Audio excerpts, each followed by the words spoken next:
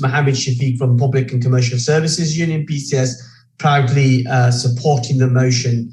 The motion rightly reaffirms the strong evidence of historic and current racial disparities, not just in the workplace, but in wider societies.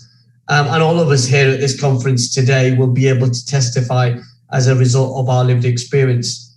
Now, the reality is that this Tory government has been determined not to take any action on eradicating racism because it has a problem with racism, whether it's perpetual cycle of Islamophobia, whether it's a racial disparity report which they refuse to acknowledge, and whether it's refusing to accept that institutional racism exists because of those disparities.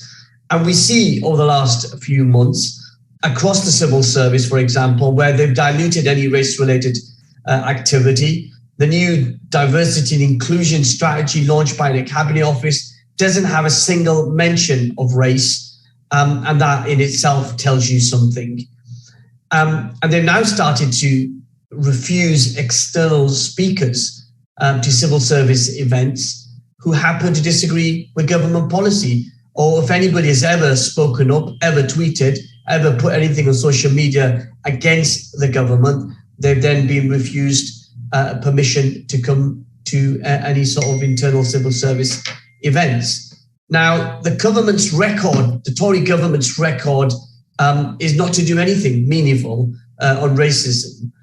But that should not mean that we as a movement should not be also looking at ourselves. That's why I'm proud of the fact that my union, PCS, has put tackling underrepresentation at the heart of everything that we do in the reorganization that we're going to be going through in the weeks and months to come. Tackling inequality is going to be at the heart of that. Tackling racism is one of the founding principles, if you like, of the trade union movement, but also within PCS. But that, for us as a movement, should not be enough.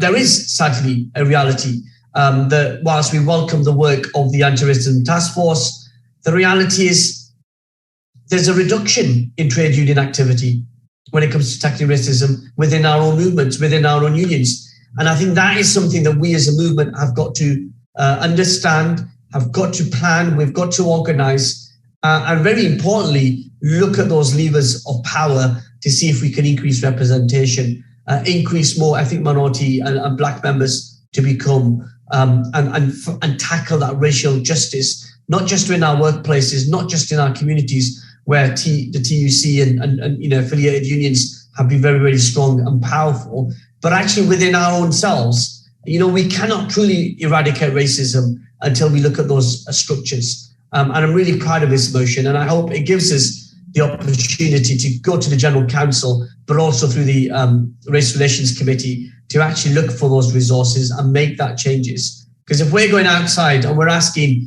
employers and communities and the media and politicians in Westminster to take action on race equality, we've got to make sure our house is in order. And that's why this is a really important motion, and I urge you to all support it. Thank you, Chair.